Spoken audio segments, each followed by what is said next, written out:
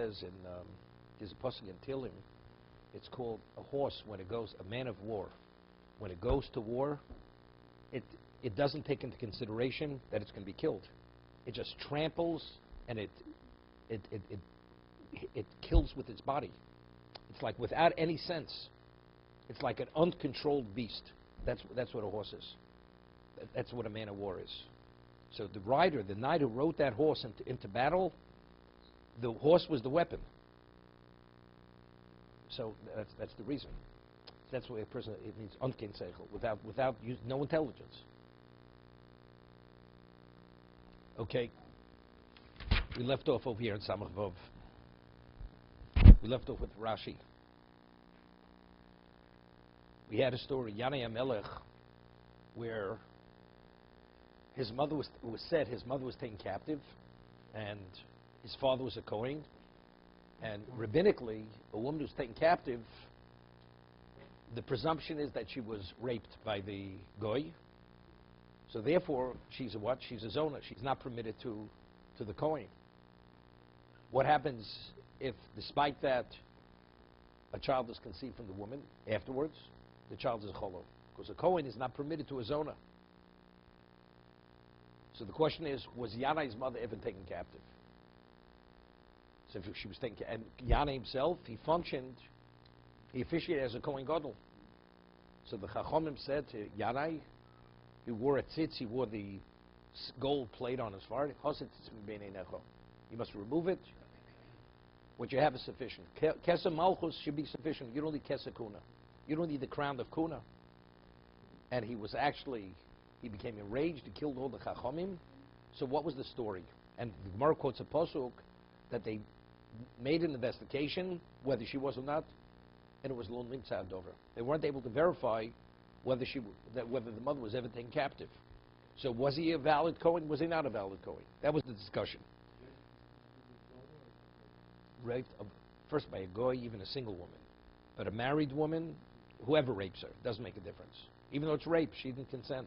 She's defiled. She takes on the status of a defiled woman. Zona means a woman who's defiled. Okay? Okay? Prostitute is also defiled. Right? Her behavior causes her the defilement. Here, it's the act. The act is defilement. It doesn't make a difference. Okay. It's a pasuk in Torah, Zona of Chalola. Right? So the Gemara says, Hechi Dami, with 4 lines from the bottom. What exactly, when it came to light, when the question came about that his mother was taken captive, how did it come about? And it says it was never ever verified whether she was or not. Okay? 2 witnesses said she was taken captive. Another 2 witnesses she was not taken captive. What we call trey throughout Shas. You have 2 witnesses saying one way, 2 in the other. So if that's the case, what would you say in that situation? You'd say they counter one another. At the end of the story, she has a cheskes kashrus. Before any witness came and said that she was taken captive, what was her status? She had a presumed status. She was born, she was permitted to a Kohen. She's still permitted to a Kohen. So now we have 2 witnesses saying she was taken captive, 2 witnesses she was not. So it's irresolvable. When you have an irresolvable situation, what do? You go after chazaka, you go after presumed status. So therefore she should be permitted. Right? But the Gemara says over here, if it's trey, Chu say she was taken captive. Trey amri lo ishtaboy. My chos is a samchos ahani, smoch ahani. Why do you rely on these 2? Rely on the other 2. So Rashi himself, this is where we left off yesterday. So Rashi explains, if the mother would be here and we're passing judgment on the mother, is she permitted to her husband or not, the Kohen? We would rely on chazaka, and then Yanai would be permitted, without a question. But because the mother is no longer alive, and the question when it came to light was only regarding the status of Yanai, so Yanai, when he was born, he had no chazaka. Right? His chazaka was dependent on what his mother was. Was his mother permitted to the Kohen? Was his mother not permitted to the Kohen? Correct? So as a result of that, since the chazaka, this is Rashi sets a principle which Tosas disagrees with. You can only utilize a chazaka if the question is pertinent and relevant to the one who has the chazaka. But if the chazaka has no relevance to that person, then you can't utilize chazaka. I'll explain the concept going to Rashi. The Torah says if you have two credible witnesses and they testify, Reuven killed Shimon, and you interrogate them, so seemingly they're not lying. What does the Torah say? Based on their testimony, you can put a person to death. Correct? That's Al Pi Shnai Medim Yokam Dover. The testimony of two credible witnesses establishes fact, evidence. Is that a chiddush Torah? It's a chiddush. If the Torah wouldn't have said two witnesses are credible to take a person's life, say, who knows? Maybe they're lying. You don't know, but the Torah says no. Witnesses is fact. It's only because it's even edus is chiddush. It's a novel concept. To the degree, it's as if when the court hears testimony from witnesses, it's as if they themselves know factually that the man is a murderer. It's interesting. The Gemara says in Rosh Hashanah that every month the Sanhedrin, they would accept testimony from witnesses that they saw the new moon, and they would testify, and the court, the Sanhedrin, would sanctify the month. They would say Mekudosh. Mekudosh, Mekudosh. The month is sanctified. Okay? Now, what happens if the witnesses would want to come at nighttime? Right? Would want to come to testify at night. Witnesses are not qualified to testify at night. Why? Because the court can only convene during the daytime. Nighttime, the court cannot convene. Only during daytime. Okay? So the witnesses see the testimony, they come, they testify. What about if the Bezdin themselves, the Sanhedrin themselves, they saw the new moon? They themselves saw the new moon. So they don't need the testimony of witnesses to tell them the fact that the moon was at a certain point, at a certain, whether it's the 29th day or the 30th day. They don't need witnesses. They saw it themselves. So, not to make a comment, let's say they saw it, it was still daylight. They didn't see it at nighttime. They saw it was still day. It wasn't afterwards. So the Gemara says that they themselves, they just say, Mekudish, Mekudish, and the month is sanctified. They don't need witnesses. Why? Because Lo Teishmi Gedol Miriyo. Hearing testimony can't be any better than visually seeing it yourself. If hearing testimony is fact, so visually you saw it yourself, that's definitely fact. The whole Sanhedrin. All 70, let's say, saw it. They saw it at the same time. Right? They saw it. So there's a concept of Lo Teishmi Gedol Miriyo. Or let's say the court themselves, they saw Reuven killing Shimon. The court, they're walking down the street. Reuven was about to kill Shimon. They said, you know, if you kill that man, you're going to be put to death. So they themselves forewarned the person, and he says, Apple PK. He acknowledged the forewarning, and he committed murder. The court doesn't need witnesses to put this man to death. Lo Teishmi Gedol Miriyo. Hearing testimony can't be any better than visually seeing. That's fact. Right? That's not chidush. That's not a chidush. But edus is chidush. Now, what is the chidush of edus? That the testimony is a novel concept. Torah says, when you hear evidence through witnesses, it's fact. Witnesses verify fact. What about the concept of chazaka? Right, presumed status. It's presumed status fact. That's a concept of status quo. A woman was born, she was permitted to a Kohen because she definitely wasn't defiled. Now an event takes place later, and it's questionable, was she defiled, was she not defiled? Well, that's the question. That's the question.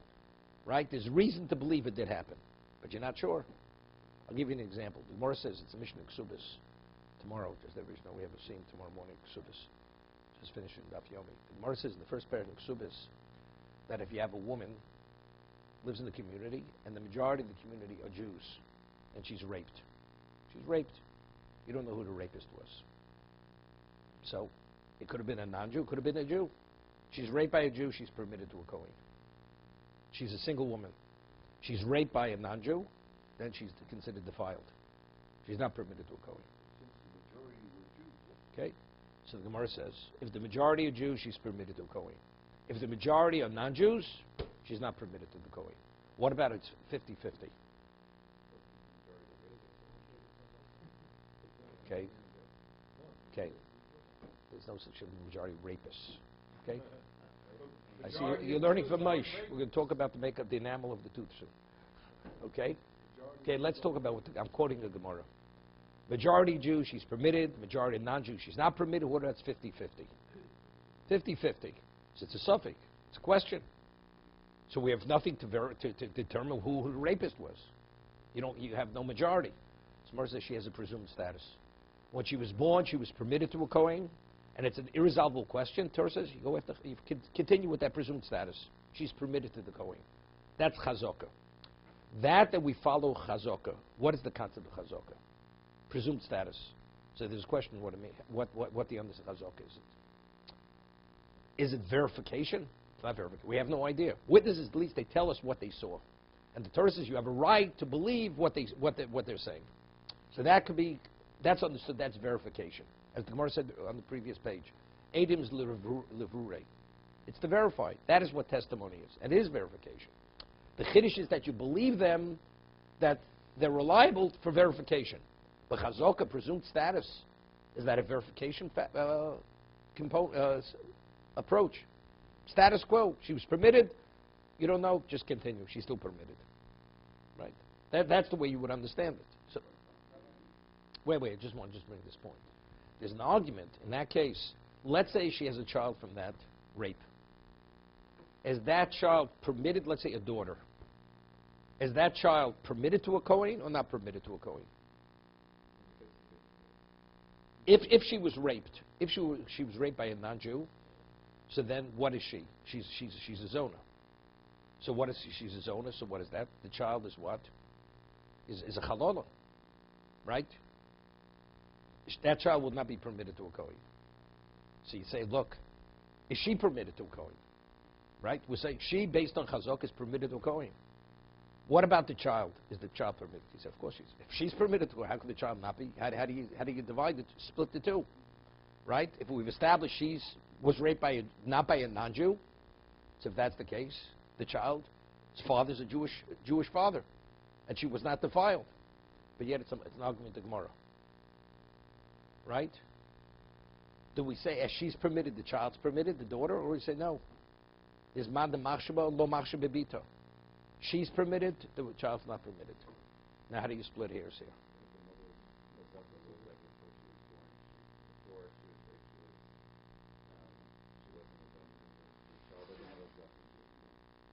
Yeah, but still.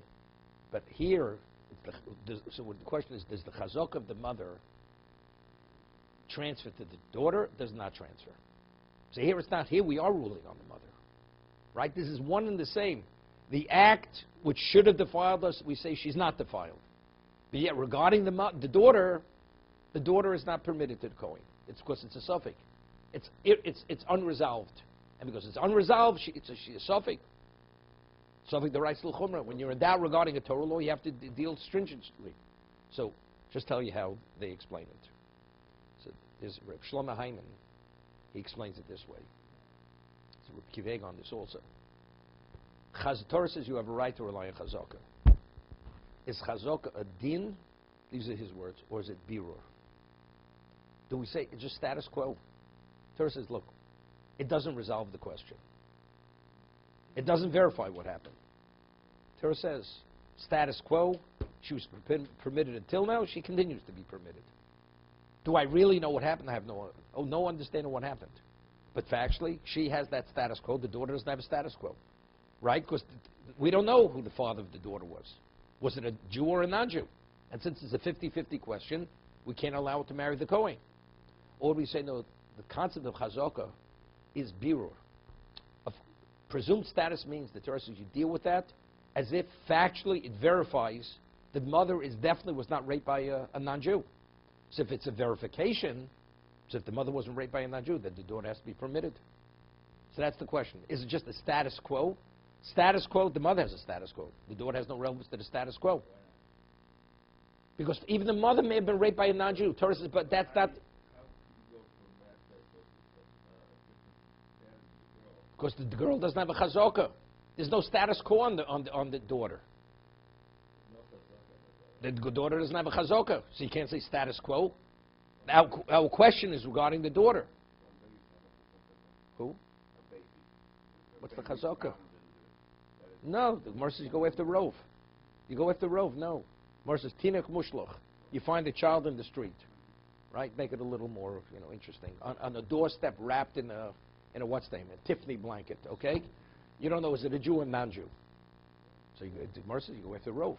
Rove of Jews, it's a Jew. Rove of non-Jews, not what 50-50. It's a question. Okay, look. Maybe in France they look at things differently. In America we're a little more humane. Okay. Okay.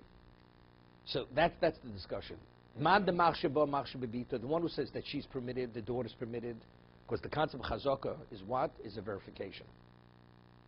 So if we verified, as if we know that the rapist is a Jew, so the girl is Jew, is a full Jew, Jewish, permitted to a goy. But if it's not a verification, it's just a status quo, so the status quo only applies to the one who had the chazaka. The mother had the presumed status, the daughter never had a presumed status. Therefore, the daughter is in question, she's not permitted to marry the Kohen. Okay? But even if it's a verification, the chazaka is what? Is a chiddush. It's a novel concept. Right? Although something may have happened, it doesn't make a difference. Just follow chazaka. So Rashi understands that chiddush is only applied if it has relevance to the person. But if, let's say, the mother died years ago, now we want to use that chazaka to determine the status of the child, even if you say it's a verification. Even if it is a verification. See, it's a difference between the verification of witnesses and the verification here. Because witnesses, they're telling you fact. It's a question, do you believe them? Chazaka is not telling you fact. The question is, presumed status is the equivalent of verification. That's already, it's a greater degree of chidush. So because it's a greater degree of chidush, we don't apply this concept unless it is relevant to the person who had the chazaka. So if the mother is no longer alive, and the question is only regarding the child, Rashi understands that even the opinion says, even the mother would be permitted, the child's permitted, that's only if I'm ruling on the mother. But over here with Yanai, we're not ruling on the mother. We want to know what Yanai's status at this moment is. If the mother would be here, we rule on the mother, Yanai would be kosher. Would not be a question. But since the mother is no longer here, and the question is only regarding Yanai, then we don't apply the principle of chazaka. Even if it's verification. Because I differentiate between testimony. Testimony, they're telling us fact. Reuven killed Shimon. The chiddush is you believe them.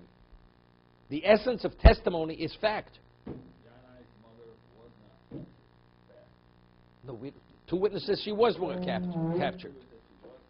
So we don't know who to believe. Do you believe A or B? It's left unresolved. They don't cancel. It remains a question. No, it remains a question. So it's a suffix. What do I do? Chazaka. Chazaka. So now I need chazaka to come into play. So if chazaka comes into play, what is it? Chazaka is a chidush. A greater chidush than witnesses to rely on it. Therefore, unless it has relevance to the person who's in question, we don't use it for the son. That's Rashi's position. Tosas argues.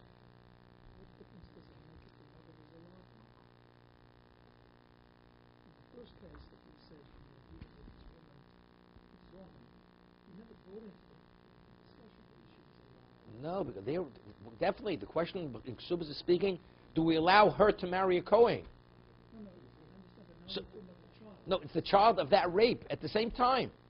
Now that we're going to allow her to marry a Kohen, are we going to allow the daughter to marry a Kohen? It's simultaneously. Both are taking place at the same time. That's the discussion in Ksubas. I just explained it. That's what I'm explaining it. What is the concept of chazaka? Even if you say it's verification, it's a chiddush that it's verification. Right? It's a novel. It's much more novel than relying on the testimony of witnesses. Because witnesses, facts are communicating fact. The chiddush is that you believe them as they're saying, if there's no reason to believe they're lying, even to take a life. Profound chiddush. But chazaka is even a greater chiddush. Why? Question. I'm not sure what happened. Maybe she was, maybe it was you, maybe it was not. Torah says it doesn't make a difference. Rely on presumed status. But how do I know? The facts, I don't know the facts. Witnesses, at least, I have facts being communicated. The chiddush is you have a right to rely on them. So here the chiddush is much greater. So when does the Torah say you have a right to rely on the chiddush? If it's ruling regarding that individual. But if it has no relevance to the individual because the person is no longer here. To apply to another situation, that I don't apply it. I'll give you an example. Because it's going to have relevance to the Gemara on the base. The Gemara is a Shaila Chulin. Chulin. We learned Chulin one time. Just a little bit of a review. Okay? That a person has a knife, and he checked the knife. A slaughtering knife, what we call a chalaf. And he checked it, had no nick in the blade. And the person goes, had no seichel, and there were some bones that had to be chopped. He chopped bones with the knife. So the question is, and then he goes, and he slaughters an animal with it. You go check the knife after the shechita, you have a nick on it. So the question is, when did the nick happen? Did it happen before the shechita, or maybe it happened after the shechita? Somehow, as he maybe hit the backbone, he slaughtered the majority of the simonim. It was the knife was smooth, the blade was smooth, had no nick, but he went a little too far and accidentally hit the backbone of the cow. So it became nicked after the shechita. So I have a question: did it happen before the shechita, after the shechita? Or the Gemara has a similar question: person checks the knife, slaughters the cow, finds afterwards, he checks it, there's a nick. As he cut through, when you slaughter, you cut through the hide. Was it nicked on the hide, and therefore it already was a nick knife before the shechita, or it happened after shechita, it hit the backbone of the cow, and that's how it became nicked. That's where I find it. So the question is, but it may have happened before. Before he put it to the neck, there was no nick. But let's say on the hide had something there, and that caused the nick, and therefore when he began slaughtering, the knife already wasn't valid. So now we have a question. Now, the animal before it's slaughtered, what's its status? No. Ein zvucha. Its status is non-slaughtered. So that's the chazaka. What is the knife? The original status of the knife was, it qualifies for shechita. Afterwards, I find the knife is nicked. So presently I have a nicked knife. So if you have a nicked knife, so I say, as it's nicked now, it may have been nicked before. But I have something to counter that, because I have the presumed status of the knife. The knife itself is what was originally a valid knife. But simultaneously, something coming into play, I have the presumed status of the cow that before it was slaughtered, it was unslaughtered. You following? So what do? So it's a 2-to-1. So the halacha is you're not permitted to eat the cow. You're not permitted to eat the meat. Okay? So the question is, this is the question. Let's say before he began, he chops the bones, and now he slaughters. So now the question is, before I even start slaughtering the animal, the chazaka should already ruled on the knife. The knife is a valid knife. Before I even started to slaughter. After he chops the bones, by the way, do I have to check the knife?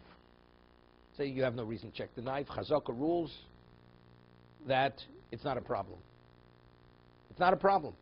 So if Chazaka rules it's not a problem, when you start slaughtering, what are you slaughtering with it? A knife that doesn't have a nick. So you say, how did the nick come about? It must have been the backbone. But I don't say that. Because since the question wasn't asked before you started the slaughter, Chazaka wasn't actually activated to rule on that question. But this Chazaka. Because the question only was relevant afterwards, not before. But Chazaka is Chazaka. So you see this concept that unless it's only at the time that you employ the Chazaka. And since when the Chazaka was being applied, I already had the other ones coming into play, that's the reason why it's a 2-to-1.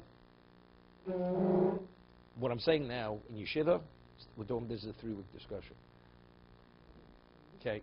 We've always learned that certain factors can interfere with chazaka. There's a presumed status that something is the way it is.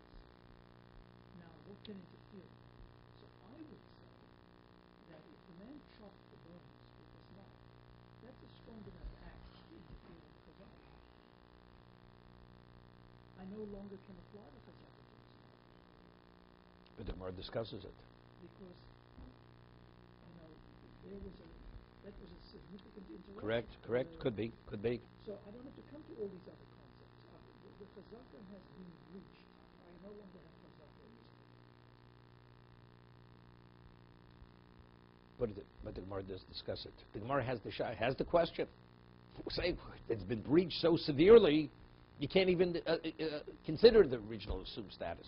Because bones are, bones are bones. No bones. We're saying that Okay. if you consider that it I hear. happened because of the backbone on the neck, certainly it would have possibly happened, Okay. So let's talk about it. I mean, there's a Tosus in Tchulin that does bring this up. Of course, it's a Mishnah. It's an explicit Mishnah. The Gemara poses it a question, and it's an explicit Mishnah in Mikvos, which the Gemara discusses on the second side of the page, that a person goes to the mikveh, he was contaminated, comes out of the mikveh, and then he engages with tyrus, touches truma, all kinds of things, and then afterwards, a day later, they measure the mikveh, and they find the mikveh is lacking water. So the question is, when he originally immersed himself a day ago, was the arboim so, where there's a sufficient amount of water, and therefore was a valid tefillah, or maybe no? Just as I find it deficient today, maybe it was deficient yesterday. What is the status of all the truma that he engaged with? Is it contaminated or not contaminated? So the Gemara, we rule like Rabbi Akiva. The Mishnah is an anonymous Mishnah in Mikvos, that all the tyrus are tummy. Because it's a 2-to-1.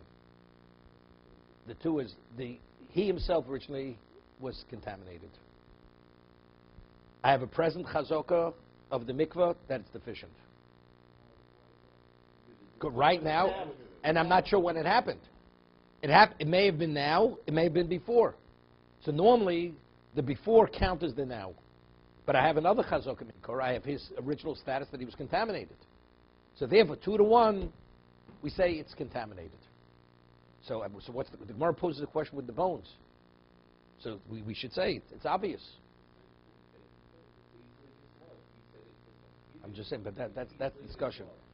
But that's the discussion. So let's talk about that case where he chops the bones. He slaughters the animal. I'm saying Tosis discusses these issues, that it's a serious breach of the chazokah when you chop bones. What about if it's a question, was the knife nicked on the hide, or was it nicked on the backbone? So therefore, it's not similar to chopping bones. So also, let us say, chazokah ruled, you started with a good knife, as you cut through this hide, the hide definitely did not nick it. Because that has a chazokah. I'm continuing. And therefore, the answer is because chazokah faction did not rule at that moment. Right? Chazokah only ruled after the shechita. When the question came to light, now I have to employ chazokah. Now when you want to apply the original chazokah on the knife, now I have a 2-to-1. As he was slaughtering, but as he slaughters, I find out later, I find that now I have, maybe the nick happened when he cut through the hide, which is pre-shechita. So you'd say, it does make a difference. But at that moment that I originally have the chazok should have ruled at that moment that as you cutting through the hide, it was not a nick knife. But I don't say that. I look at everything simultaneously. Right? So what do we see? It's only when the question comes to light, that's when I apply chazokah.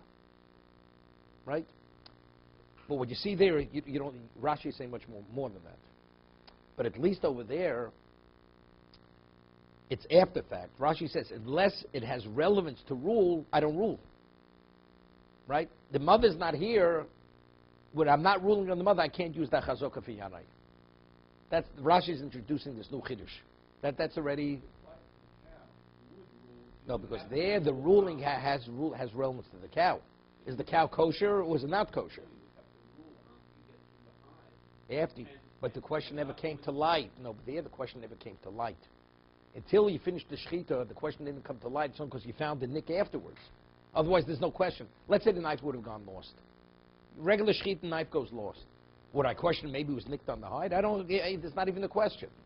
It's only because I found the nick afterwards. I have a question. When did the nick come about? Pre-shechita or post-shechita? That's why. You can't eat it unless you know factually that it was the backbone. Let's say he wouldn't have hit the backbone. There's not even a question. How did the nick come about? You started, it wasn't nicked. And you cut the majority, it doesn't touch the backbone. Now why is it nicked? Evidently, it must have been the hide. So it must have happened pre-shechita.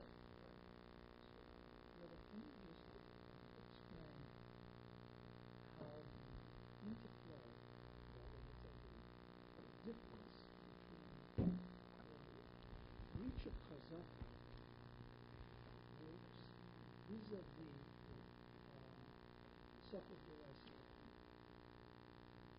Why wouldn't in all of these cases I simply say, if I didn't know all these halachas about I'll give you a great case. I don't know the answer to this. Wait a second, wait. Okay, good. I have a slaughterhouse. In this slaughterhouse, you have kosher meat, you have non-kosher meat. And now I find a piece of kosher meat. A piece of meat, I'm not sure, did it come from the kosher section? Did it come from the non-kosher section? The meat has no presumed status. That's a bona fide question. Is it from the kosher or is it from the non-kosher? Is it from the hind quarter or is it from the fore quarter? How do you resolve it? There's no way to resolve it. So the rice l'chumrah. You have a piece of meat, milk falls on the meat. No, there you have chazaka, right? Was the shishim or not shishim? Right? So there, it's interesting. If you have a piece of meat, milk falls on the meat, and it's a halach, and we have in the Gemara and the rule in the Shulchan Aruch. And you don't know whether you have 60 in the meat versus the milk. Are you permitted to eat the meat? You're not permitted to eat the meat. Maybe basar b'cholov. What do you mean? The meat itself, before the milk fell on it, it had a presumed status was kosher. Now, let's assume it's still kosher. Could you apply presumed status in that case with the milk and meat? See, there it's different. See, that's different than chopping the bones. That's even worse than chopping the bones. Chopping the bones, the question is, did the chopping the bone cause the nick? Here, there's definitely milk in. There's definitely no way. Here, there's definitely milk in the meat. The question is, how much milk is in the meat? Because if the ratio is not right, this is basar b'cholov. Chopping the bone, it may have not caused the nick. Right? Here, it's a new entity. Factually, the meat contains milk. You can't go in. Here, it has no relevance. This is a bona fide something that writes l'chumrah.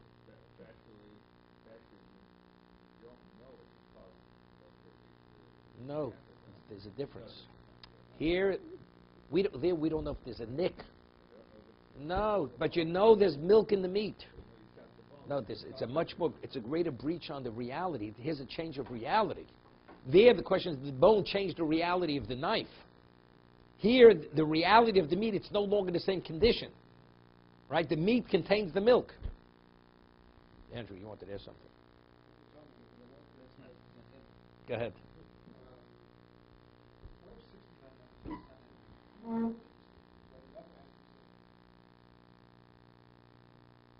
There's a question. No.